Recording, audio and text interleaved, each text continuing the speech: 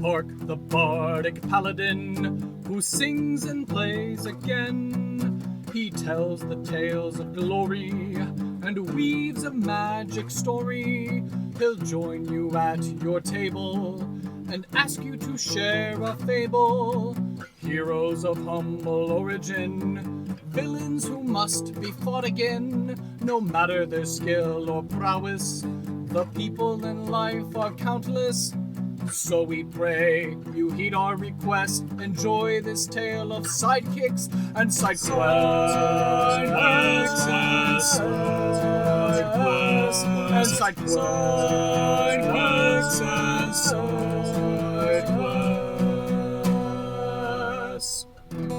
Episode 57, Arlie the Hobgoblin Lycanthrope, Storyteller. Welcome to Sidekicks and Side Quests, the Dungeons & Dragons podcast that helps to put humans back into humanity and breathe life into your campaign NPCs with backstory and bravado. That's right, we're building a world, one character at a time. I am your host, Kurt Krenwelge, the Bardic Paladin, and I'll be joining Darby Pak's table and the levitating platter. Hello everyone, and welcome to another episode of Sidekicks and Side Quests, the best unofficial D&D podcast, in my humbly biased opinion. I'm joined today by the other half of the dynamic duo that makes up the fast-growing podcast on the Twitterverse. But why don't I go ahead and turn the mic over and ask my guest, who are you and what is it that you do?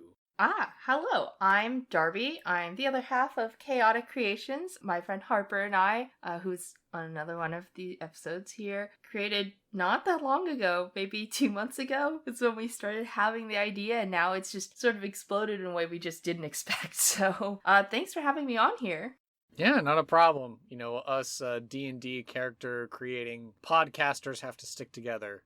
Yeah. It's been a wild experience just sort of seeing everyone on Twitter just sort of larger than I thought community like out there of like podcasters. I mean, that everyone's been so supportive and so kind and like offering us advice and, you know, welcoming us into all these Discords. I'm in now like 8 new Discord servers, which is driving my notifications a little bit nuts, but it's fun to meet all kinds of new people. Well, I think this next question is a softball pitch, but do you currently or have you ever played Dungeons & Dragons before? I certainly play Dungeons & Dragons. I started playing maybe 2-ish years ago. That's when I finally got a solid group, because before that it was like a series of, oh my god, do you want to play Pathfinder or do you want to play Dungeons & Dragons? I'm like, yeah, that sounds cool. And then the group would die instantly. We'd have session 0 over and over again, and I would build up this character. I'm like, oh, this is a character. I'm like really excited to play this character. When are we meeting?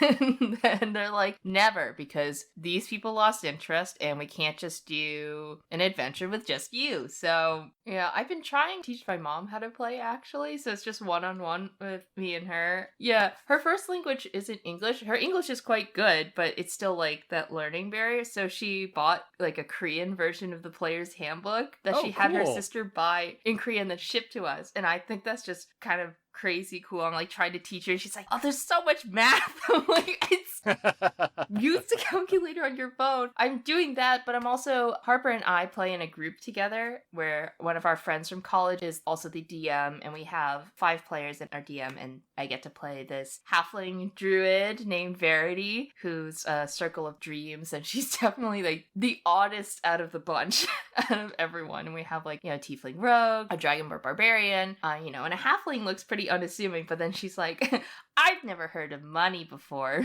How does that work? She's like chewing on coins and stuff. I get to play now. But yeah, I sort of dabble in a lot of different things. Well, I know we could probably sit here for hours and hours with this question, but do you have a favorite NPC from an RPG, video game, film, television, movie, history, literature, etc., and why are they your favorite? Favorite side character. I really loved, I'm a big video game fan. I like playing a lot of video games, and just thinking of most recently, one of my favorite, I guess, side characters from Fire Emblem was Petra, who's one of the students who's in one of the houses in the Fire Emblem's Three Houses, which is the newest game that came out for the Switch, and she's just, I love her. Like, not only is she like this awesome character who, like, every weapon you give to her, she's just exceptionally well balanced to just destroy enemies. She's also just like has the best personality. She's like chipper. She tries very hard and goes at it with a very good positive attitude. She's right now one of my favorite side characters of video game or sort of media right now. And now for the flip side of the namesake of the show, do you have a favorite side quest from RPG, video game, film, television, literature, etc.? And why is it your favorite side quest? See, that's a hard one because I'm definitely it's like I'm allergic to the main quest. I'm thinking of me playing Skyrim or these like open world games where they have, hundreds of side quests. I'm just like, hey, I see the plot is here. I'm gonna go the opposite direction. It's just in Skyrim, I've never done any of the like Dragonborn quests. I like start these quests to get like these benefits at the beginning, and then I just turn around and leave.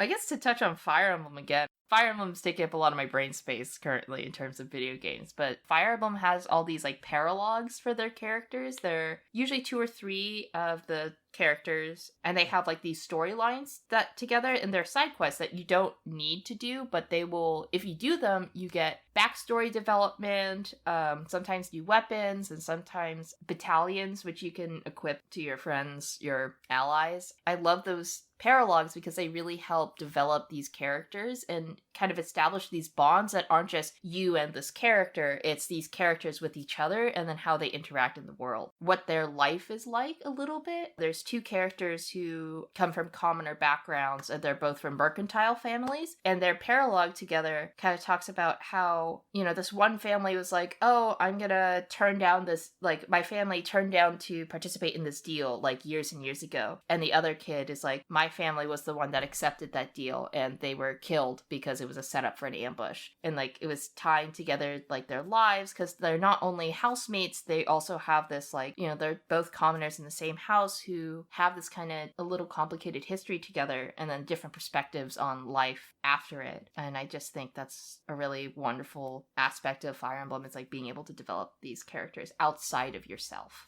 Hello, everyone. I just want to take a moment to tell you about my first ever sponsor, Plus One EXP. Tony Vicinda is the mastermind behind this trifecta of triumph. He produces tabletop-themed beard balms, beard-themed tabletop RPGs, and helps to support additional tabletop content creators on Patreon. Now, each of his beard balms is flavored after the basic stats from D&D. Do you need some strength for your beard? Why, apply and feel yourself empowered with the scent of pine and cedar with a minty edge. If you're feeling rather charismatic, apply a balm of sweet-smelling amber, clove, and pipe tobacco. Each one of these balms is unique in its makeup. And of course, don't forget, Tony developed a whole RPG that allows you to harness your facial ferocity and hair-raising adventures.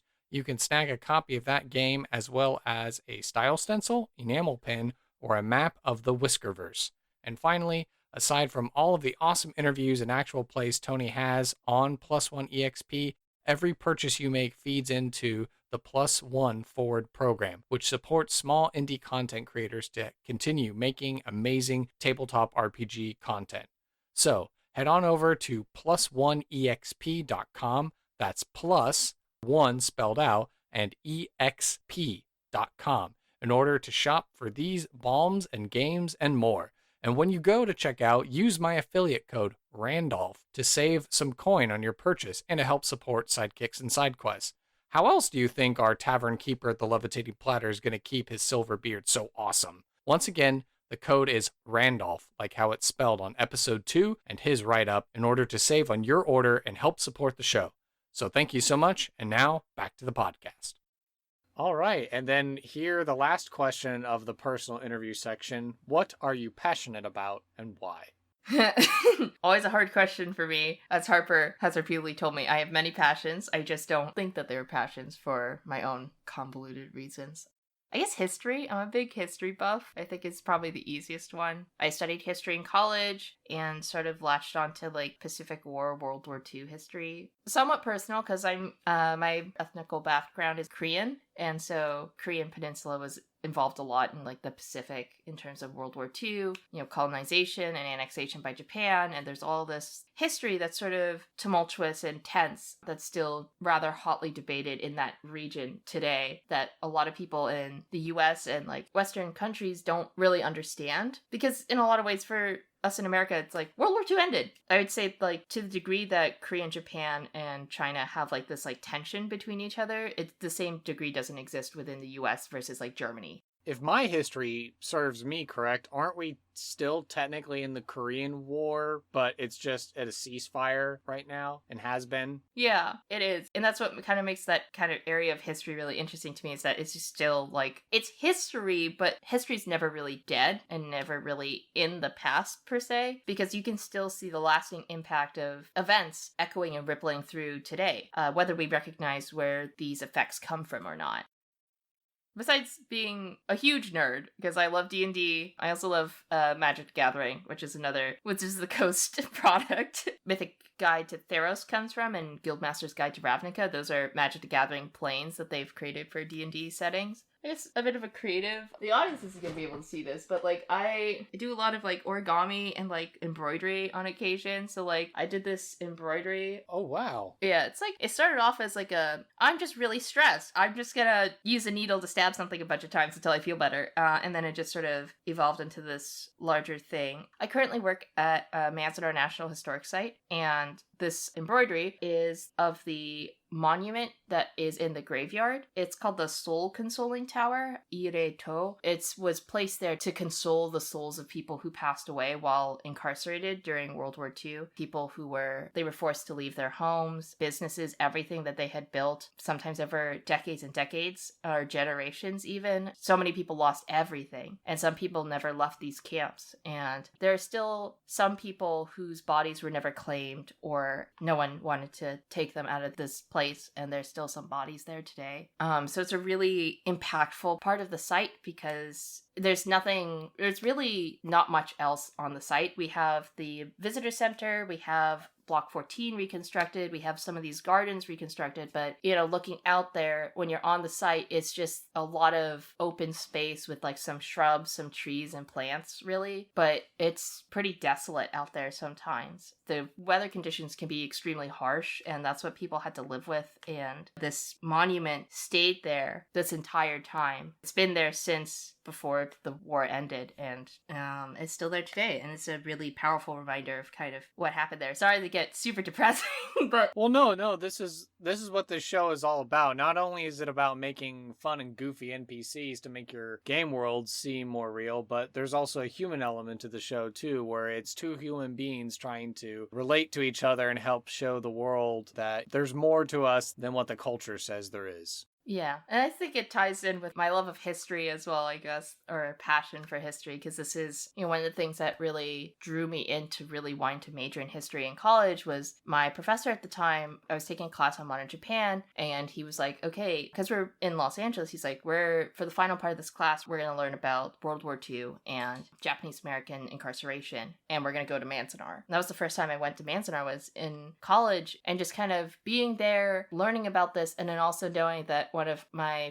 close family friends was incarcerated there when he was a kid. It was just really brought the realization. History is like so present in ways that I had never really thought of before, just because I'd always thought of history as a topic of like, you memorize these dates, you memorize these people. It's like facts, and it's like science, but just like about people. And then it was, I think in that moment was like when I realized like I can draw these connections to people and things, and that this is still like alive, because going to Little Tokyo in Los Angeles, like they have that history literally on the street written into the sidewalk to be like, at this time, this is when these parts were established, or this story's been here through incarceration. And it's just sort of, it's a history that unfortunately kind of becomes almost more and more relevant or has more and more parallels every day. Just thinking about what a lot of people, especially at the time, failed to recognize is that these Japanese Americans were American citizens, or people who were not allowed to become American citizens because of basically just like racism and racist policy. There was a family whose son, while they were incarcerated, their sons were drafted into the army and the 442, which is, if I remember correctly, still the most highly decorated combat unit in the army ever. The amount of, the acts of bravery that they did while their families were still incarcerated and had no rights is astounding. And this family lost their oldest son after incarceration. They were bringing the body back, and I think he had won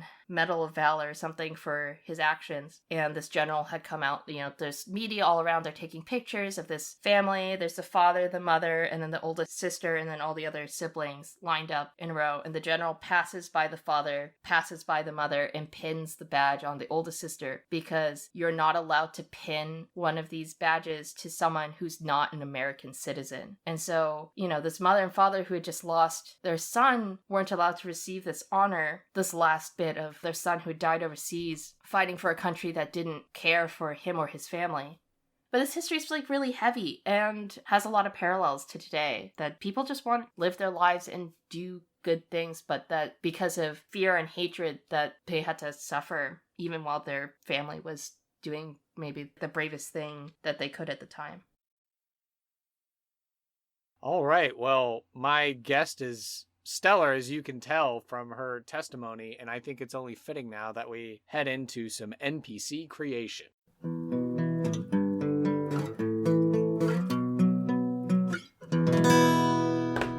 Yeah, I'm excited to see what you have in store. Okay, so like a fellow character creator podcaster, you have opted to go with the randomized table generation method of generating an NPC, correct?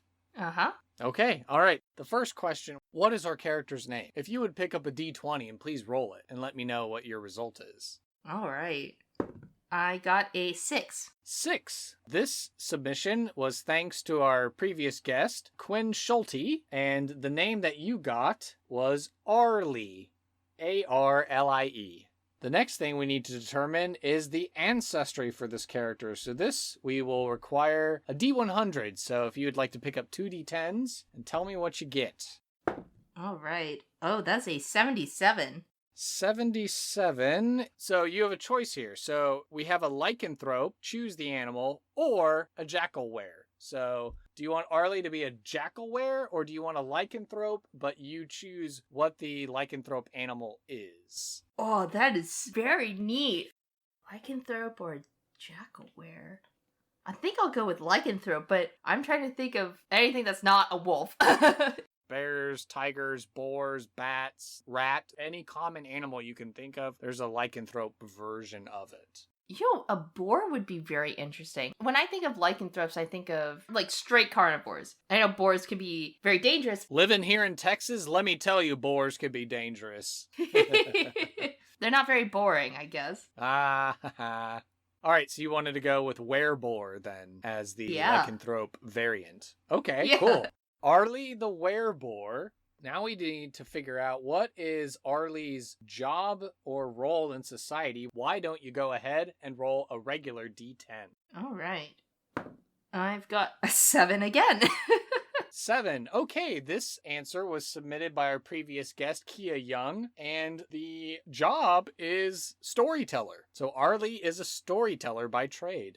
Well, we have one more dice roll before we get to just kind of free form. So the next thing we need to determine is the age range category. So why don't you roll a D8? I've got a 3. 3. Young adult. So Arlie is a young adult wereboar that's a storyteller.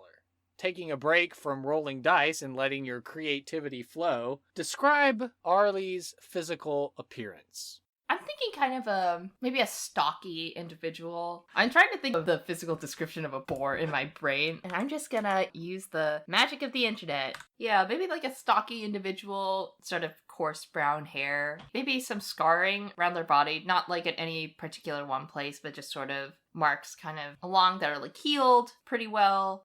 Well, this is a young adult too, so definitely older than a teenager, but not someone who's like clearly a well-established adult. So Yeah. anyone between their like 20s and 30s, I'm guessing, in human years. Yeah. I guess technically lycanthropes could be any species. Yeah. So do you think this is a human lycanthrope, or is this like some other variant of a lycanthrope? You know, that's a good question, because now that sends my cogs thinking further, because I was automatically assuming human, but you are right. Lycanthropes can be any race, and they usually live about as long and a little bit longer than their base race. Why not a hobgoblin? Why not? I think that'd be interesting. Okay, so a hobgoblin lycanthrope. Mm-hmm. Because we just talked about so much history, I'm just like drawing on history again. Storytelling and like I think of storytellers sometimes it's like a lot of oral traditions. Right. Homer was, I guess, oral storyteller. So I'm like thinking of like who would do like oral storytelling, right? It's usually just kind of thinking about how they've been portrayed in media and sort of historically. It's usually when you have like a group of people who have a shared history and you pass on your history instead of through writing or through visual manner, you pass it down verbally, like oral history. That's sort of where my mind is going right now, is like maybe this hobgoblin is part of a conclave maybe of like other lycanthropes? Yeah, and like they sort of travel together, and maybe that's where these like scars come from. It's like being boars sort of roughhousing maybe, and like kind of doing what they do, picking up these scars along the way, but traveling together and sharing like a history together. And maybe Arlie's role is the storyteller of the group. Yeah. Were you saying that it was an entire group of werebores, or is it a group of lycanthropes? A group of outcasts and misfits? It would be interesting to have it just be lycanthropes in general and just have this like mishmash of, oh, I was bitten by a werebore over here, you know, like that group over there, they got bitten by, you know, werewolves, so, but we all travel together and like work together and like have this like, you know, people come and go as they need, but like this group has always existed in some capacity.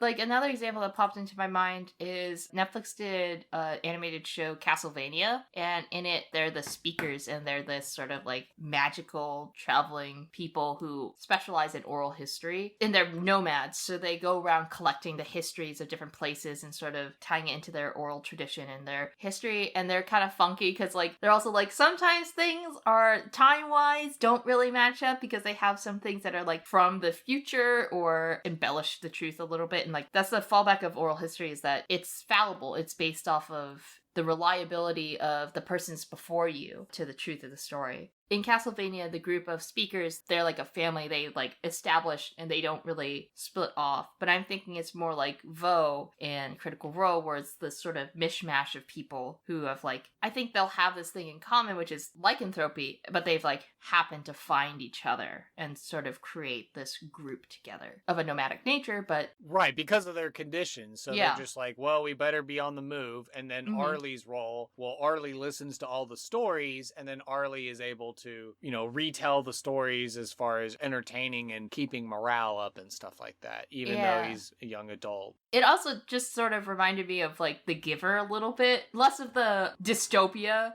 They have the giver who has the memories and advises on situations. I think at the very beginning of the book where there's that plane that is like malfunctioning, they're like, do we shoot it down or do we let it run itself into the ground? And like they consult the giver for the advice, for the wisdom. And I think that was like, that's a little bit maybe of what the storyteller role is. It's entertainment, it's, you know, remembrance, but it's also wisdom and advice. Well, this is all very important to help figure out who this character is. And so... the hobgoblin physical features, physical traits that already exist, are they more exaggerated because of the lycanthropy of the werebore? Or does Arlie still just appear as a normal, scarred hobgoblin? I think maybe, kind of looking at hobgoblins right now, I think maybe the nose has changed a little bit to be more kind of like boar-ish, maybe some small tusks sort of jutting out a little a la orc or half orc with the sort of large tusk and maybe more boar-shaped ears, but I'm thinking not like hugely like different. Right. So not a shifter or anything like that. Yeah. But because of the lycanthropy, a few things have changed, but otherwise still mostly appears to be a regular hobgoblin. Yeah. Sort of small shifts over time that maybe Arlie didn't notice at first, but like now it's just, if Arlie were to meet someone from their past life, that would be a little more pronounced. Do you already know what Arlie's past is? Or is it kind of like an amnesia and just doesn't really remember his past? Or he's forgetting his past on purpose because now he's with this band of lycanthropes? It's a good question. I don't really know. I'm trying to think about why would a young adult want to take on what is... It's a pretty hefty role. Like, it's a lot, to carry, like, the history of a group. Well, especially if they're lycanthropes, maybe they're being hunted. And so just by process of elimination, this hefty role has been placed on his shoulders because he's maybe not one to go out and go hunting or anything like that, or he's very cautious about as far as interacting with other groups of people. Yeah. Maybe whatever happened in Arlie's past is not something he wants to revisit at all. Someone who's a young adult who would devote themselves to this role, because this would require like a lot of time, a lot of energy, a lot of emotional energy too, to carry like a history of people who are maybe no longer with you, is someone who found their place in this group. Whatever it was behind them is not something he wants to revisit. Giving him amnesia would leave a lot up to DMs or whoever picks up Arlie. Let people's imaginations run wild. He's happy with the place he found in this group. I think whatever happens, they probably found him and he found a place here with them. What 3 adjectives do you think best describe Arlie? I think thoughtful, like someone who's carrying all these stories in their mind would probably be thinking a lot. Kind. If they're thinking, oh, we're gonna go to this area. Arlie, do you remember anything from the histories of like this area being dangerous particularly, or any dangers because we haven't been there in a long time? But also someone who might entertain others is probably someone who's a little kind and considerate. That's sort of what I'm building here. And maybe a little gruff. And maybe that's sort of... the boorishness. Yeah, just sort of like blunt and sort of like to the point. Maybe the only times he sort of gets more of an embellishment on what he's saying is when he's actually carrying this, orating this history or these stories out. That's the only time he sort of gets the embellishment. But if they're like, hey, like advice, he's like, we're good. So he's a man of few words, but then once you get him going in a story, then he's all of a sudden all the artistic nature and license and poetry and superfluous vocabulary comes out. Mm-hmm. Now we need to figure out what is a valuable item, a piece of lore, a secret, or an ideal or concept that the character ascribes to. This will require first a D4 roll. Okay. 2. 2. Lore. So very fitting for a storyteller. Okay. Let's go ahead and roll a D6. All right. A 6. 6. Okay. This was submitted by our previous guest, Ariel McMahon. Arlie knows the recipe for elderflower mead. What is the particular quest that Arlie would be willing to recruit or hire player characters to go and do? Let's roll a d12 and see if you like the result here, or being so talented in creativity, you might have already thought of your own side quest that you think Arlie should offer up. I have a thought, but maybe if this one is not particularly fitting, it will at least spark an idea. A 7. I'm rolling a lot of 7s today. So this was submitted by our previous guest, Kenneth Vigu. Find a rare cookbook. Huh. I had the thought that maybe whoever taught him elderflower mead also wrote a cookbook before joining and, like, wasn't able to bring any copies of it because it was, like, perhaps maybe not the best-selling cookbook of maybe oddball recipes that included elderflower mead, but they're always like, oh, you know, if I were able to get my recipe book, I could share all these recipes with you, and then maybe they passed away, and now Arlie caught wind that this book might be somewhere near wherever they may meet these adventurers, and it's like, I think my role is too important here to literally physically leave and go adventure for I don't know how long to find this book, but if you find this book and bring it to me, good stuff. I like your idea of how it's like a bunch of oddball recipes, so if the characters kind of sift through it, they're like, what is this garbage? Who would eat this? Or something like that. But then Arlie's like, no, that's not the point. The point is that it's all from this one guy that I used to know, and, you know, he was really great, and he was a great cook in the camp, and it's a piece to bring him back and to be able to share that again with everyone in the group. Mm-hmm. It's like, I wasn't able to record all of his recipes because not only was it a long time since he wrote this book, but also he passed away, so that sort of has always been eating at Arlie a little bit, like, I want to find this book, I want to find this book, I want to find this book, but just has never been able to catch wind of it anywhere and leave the group for long enough to go find it, and so this is like an opportunity for Arlie to be like, I need to find this book. What is the reward that Arlie's going to offer should the player character successfully retrieve this cookbook of rare renown? My thought instantly went to Skyrim. There's a side quest you can do where the reward is you can become a lycanthrope. Oh, dang. Okay. I mean, besides becoming a lycanthrope, I think there should be other gains. I think that'd be a really interesting reward, I suppose, for a player. With great power that comes along with lycanthropy, there's also great fallbacks, and I think it'd be an interesting conundrum to provide to players. But also maybe, I would imagine a nomadic group of people that come in and come out from time to time will have like a lot of bits and baubles and on-end like weapons and armor and money from different areas, and they'll just be like, you can have some of it. Well, now we have to consider the flip-flop. Mm-hmm. What's going to be the consequence of failure or refusing the call? I guess it could go any number of different ways. Like, if it's a matter of, like, oh, the book just got taken by someone else versus, like, oh, the book was destroyed. I think there's, like, two different reactions between, like, oh, the book is permanently destroyed versus, like, oh, the book is lost or it got bought by someone else and now it's on the other side of the world. There's no way we can go get it now. Or it's in another dimension and we can't go get it now. Yeah, that's what I was thinking, because I would think, like, if there was some reason that they couldn't get the book, or, like you were saying, the book was bought by someone else, it got put into a different dimension, we lost it, it's like someone else took it, I think that would be disappointment, and, like, I guess there's not much I can do about that. But if they were like, we accidentally destroyed the book, I feel like that might actually be a very sore spot for Arlie, because that's like a lost point of history for him, like of this person who's gone. I think if the book was lost in some manner, like someone else took it, they could accept that, because like Arlie could be like, there is a way that I could get this back. I just need to figure out somehow. But if the book was destroyed, I feel like that would be like, that could have been the last book in existence of this cookbook, and it's gone for sure. It might be that this group, I wouldn't say like immediately turn on them, but if they were to ever like encounter the party again, they would not be that friendly to them if the party were to destroy the book per se. I can't imagine a group of adventurers being like, hey, you know that book you sent us to get? We totally destroyed it by accident, sorry. And like, I can't imagine any party just going and being that upfront about it. But the best part of like tabletop RPGs is that players will always surprise you. Is there a difference in how Arlie responds if they just refuse? They meet and then the players say, oh, we're not interested or we don't care. Is there a different way that he's going to react to that? I think if they said, sorry, we can't because of like XYZ, we have to go do something else, or like, we're not interested, sorry, that's fine. If it's, I don't care, and like, this is stupid, he might change from gruff to elaborate.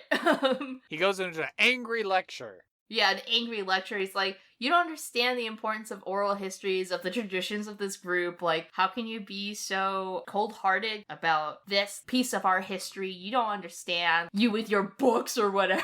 It's like, you people with your written textbooks of your histories. Like, it's not alive for you. We don't even have room for books in our wagons. Yeah. We have to just make it with the bags on our backs. Yeah, we carry what we need, and we carry those memories with us in our person, as opposed to these heavy books that we can't take with us and are impractical for other purposes. Maybe he'd say something like, your history is like dead, like the trees that you used to write on, but our history is alive because it lives in us, or something. I would imagine that'd be something he'd say.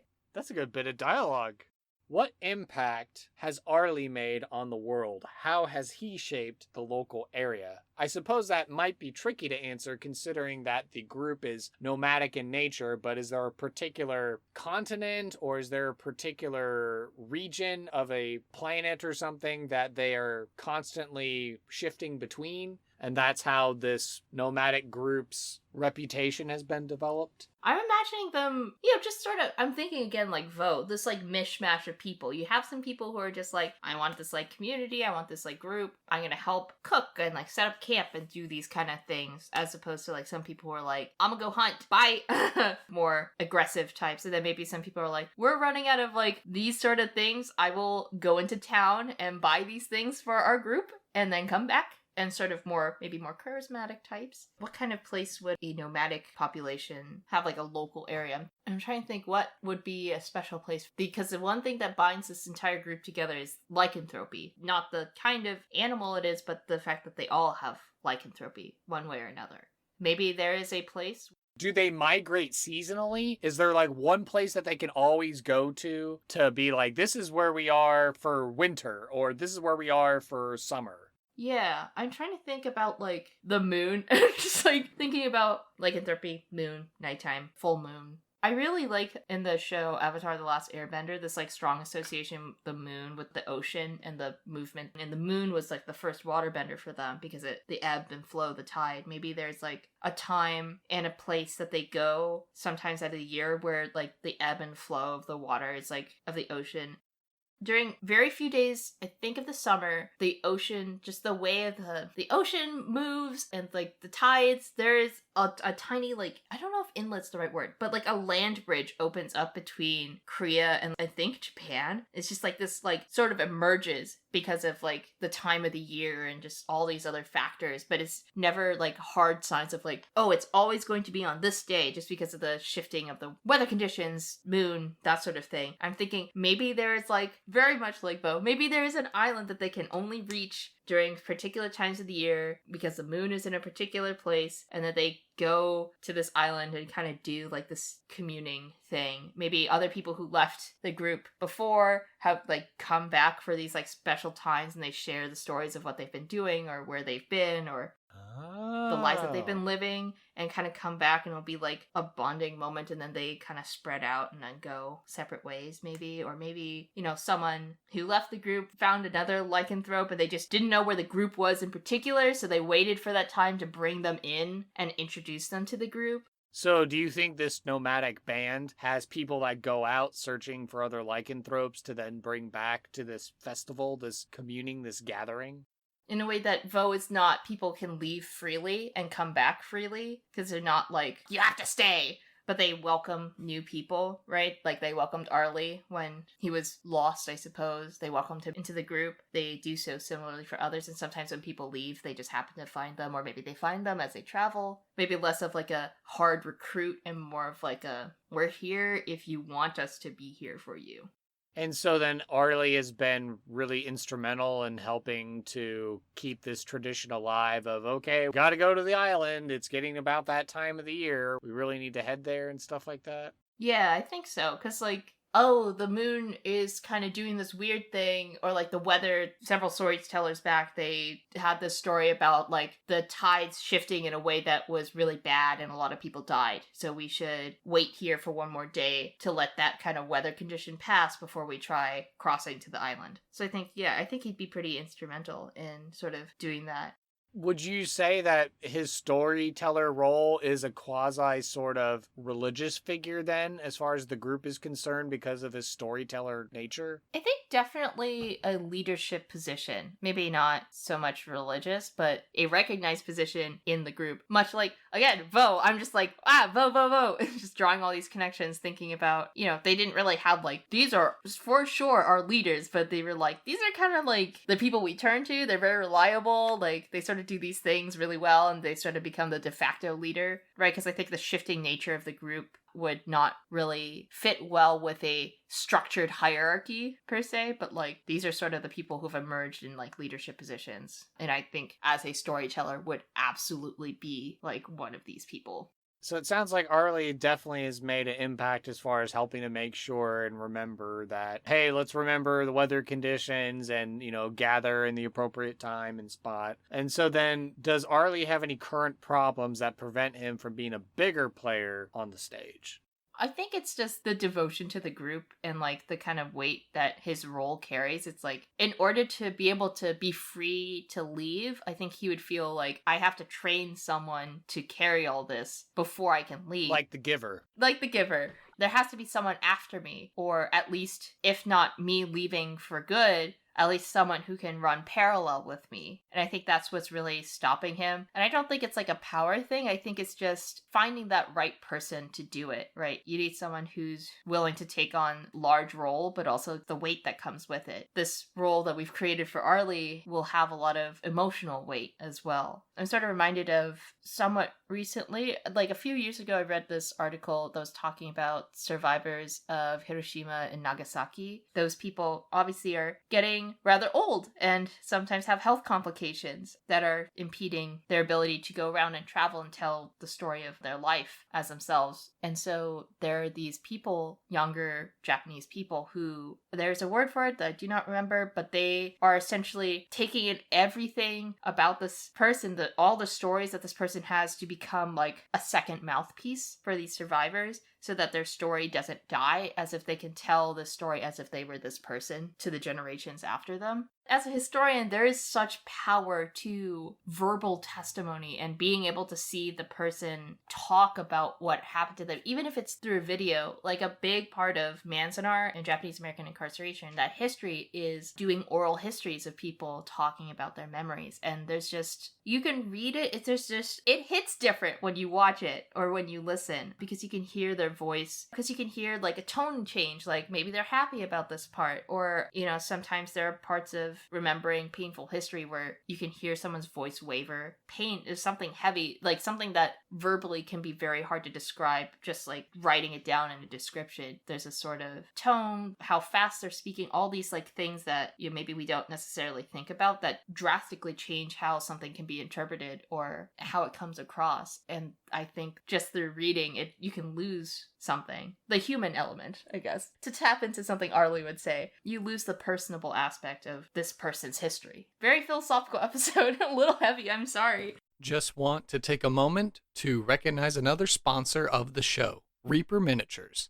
They have been Texas Titans of the tabletop industry since 1994. They're right here in my backyard, and they have an amazing warehouse and game store. They make everything from paints to gaming accessories. Stream on Twitch with tutorials and interviews, and host the ReaperCon, this year back in person from September 2nd to 5th, 2021 in Denton, Texas. Whatever system you're running, whatever game you're playing, Reaper has a miniature that has you covered. Want to include Randolph in your game? Then might I suggest looking at their catalog for SKU number 77661. Perhaps you need a Lord Grubbub. Check out SKU 02646. Are you in the market for your very own Skink Nose the Lich? Look no further than SKU number 77280. You know, every time you shop with them and you spend at least $40 on your purchase, they will give you a cool new mini for free. And this miniature of the month is always something new. And if you're wondering how you can enjoy the benefits from my sponsor, if you visit my website, you can find a link for our sponsorship and use my referral code link when you shop to help support Sidekicks and Side Quests and get you some savings. By clicking that link on my website, it helps to track the traffic that our show directs towards Reaper Miniatures. The more traffic, the more that our Texas powers will be able to combine. So again, go check the link out on my website in order to use my special referral code, and be sure to follow Reaper Miniatures on Facebook, Twitter, Instagram, Twitch, and YouTube. And be sure to sign up for ReaperCon 2021 and tell them that Sidekicks and Side Quests sent you. So thank you very much to this sponsor, and back to the podcast. I can hear the ogres knocking on the door because they're telling me it's time for a random encounter.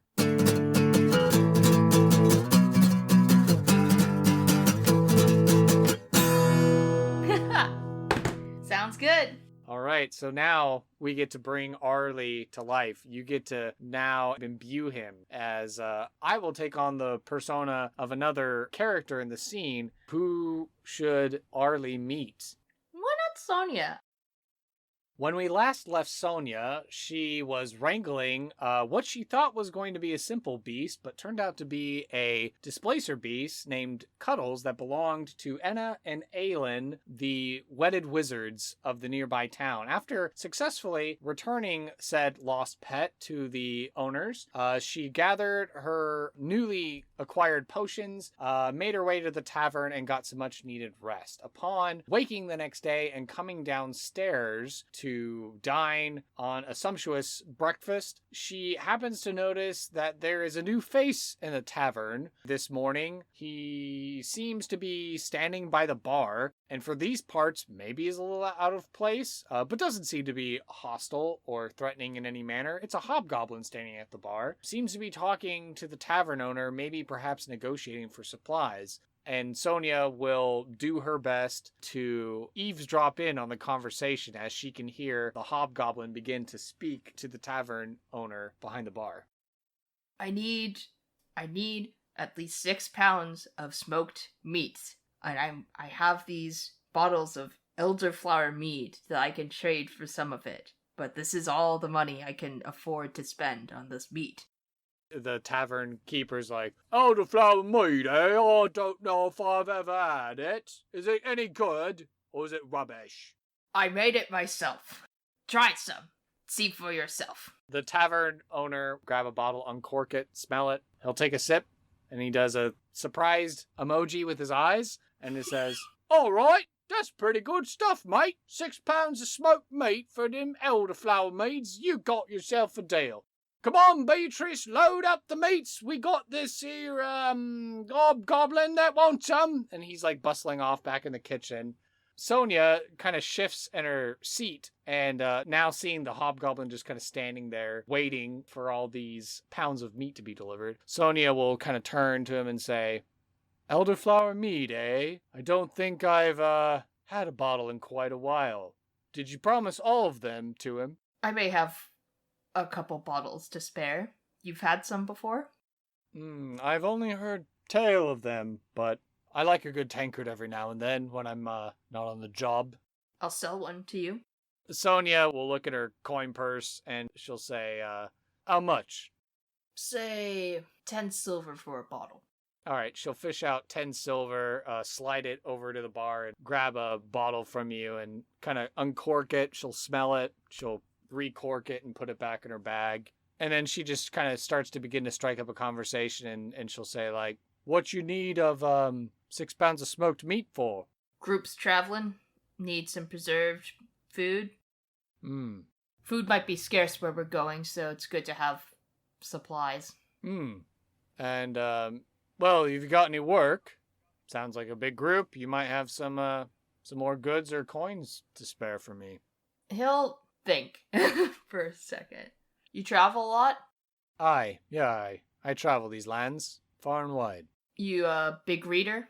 You kind of like look at her. She kind of like gives you a blank stare back.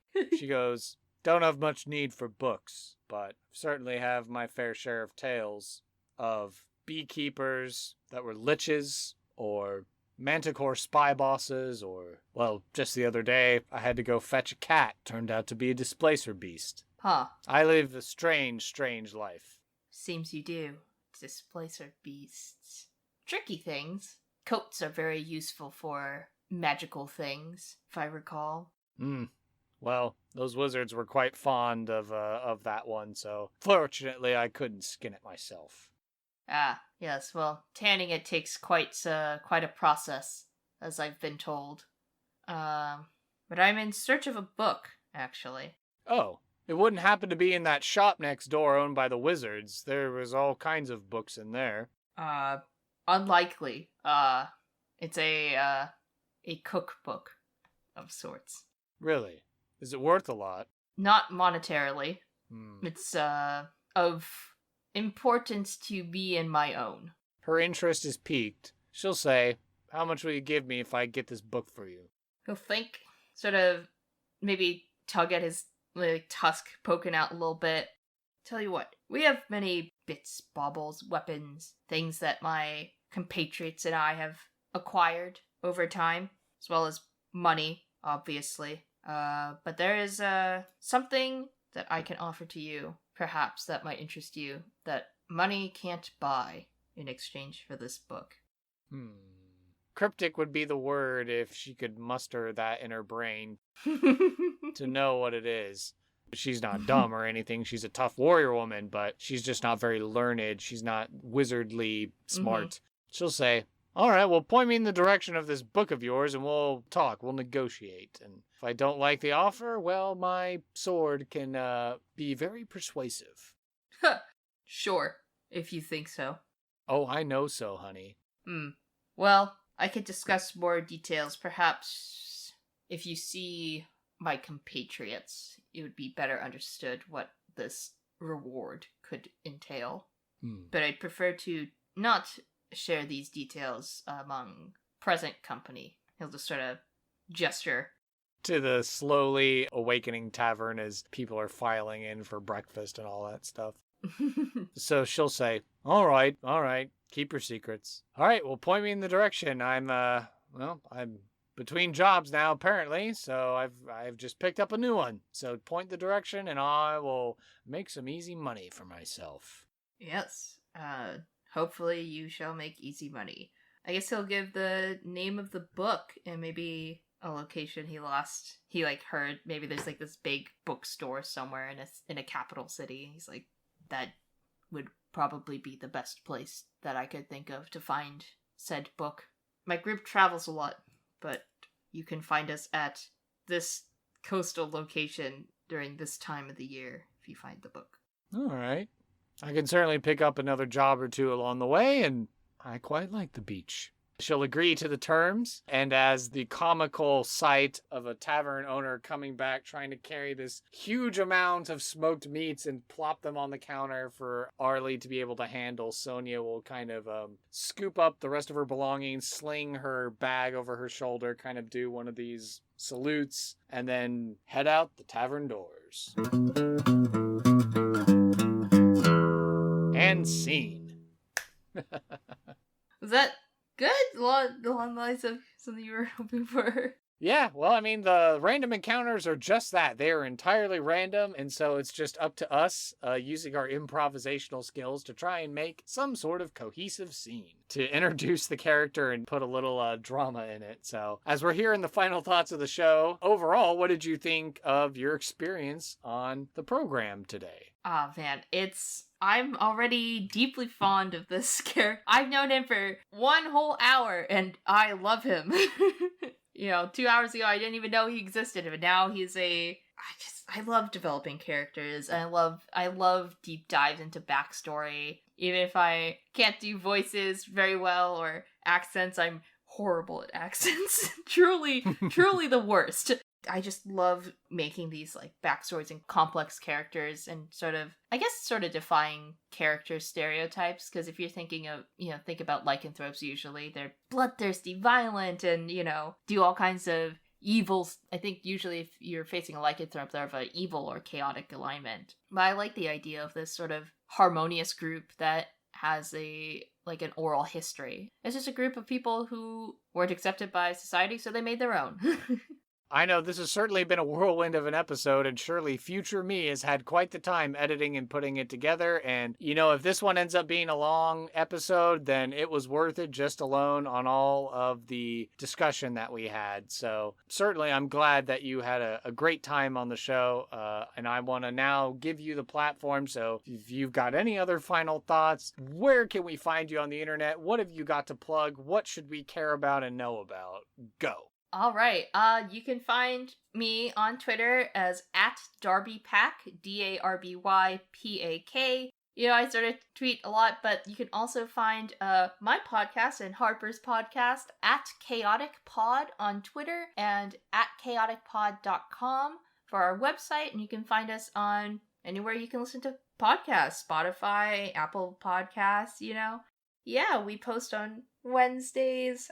We have fun episodes. We have an episode with you coming up at some point. We have guests. We have characters. Our first character was a Minotaur wizard. So if you love the character creation process as much as Harper and I do, please come listen into our podcast.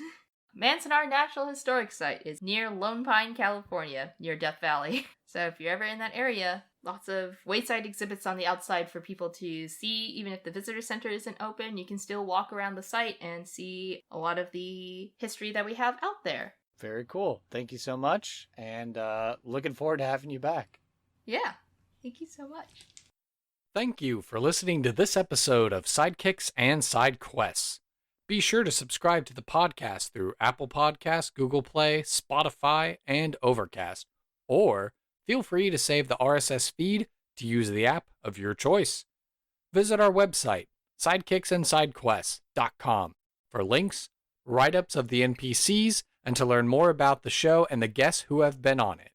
To stay up to date and interact via social media, you can follow the podcast on Facebook, Twitter, and Reddit by searching for SideKQP.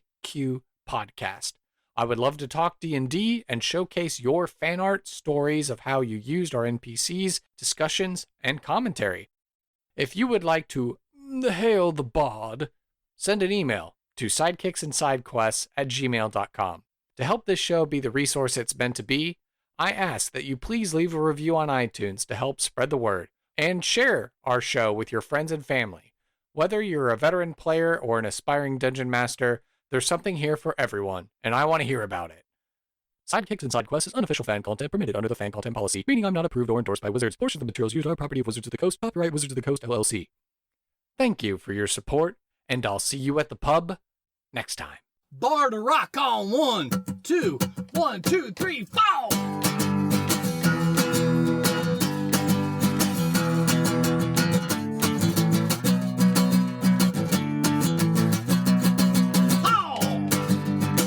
Sidekicks and Sidekicks.